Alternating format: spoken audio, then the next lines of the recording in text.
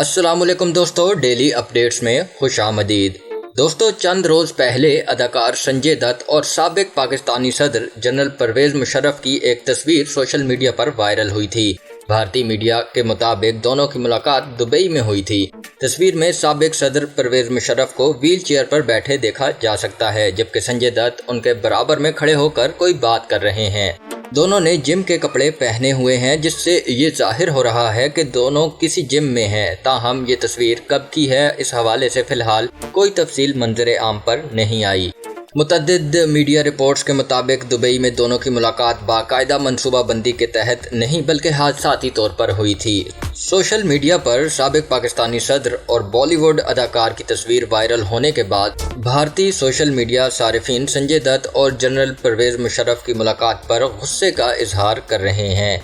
एक ट्विटर सारिफ ने तो इस आम सी मुलाकात को एक अलग ही रंग देते हुए संजय दत्त को दहशतगर्द करार दे दिया। एक ट्विटर सारिफ ने कहा, हैरत है, क्या इस मुलाकात के बारे में सिक्योरिटी एजेंसीज को मालूम है? कुछ भारतीय सारिफीन तो इतने भरम नजर आए कि भारतीय रियासत अरुणाचल प्रदेश की हुकूमत से संजय दत्त को रियासत के ब्रांड एम्बेसडर से ही हटाने का मुतालिबा कर दिया। वाज़ेह रहे कि संजय दत्त और साबिक सदर जनरल परवेज़ मुशर्रफ की जानिब से दोनों की वायरल तस्वीर के बारे में मुकम्मल खामोशी इख्तियार की गई है।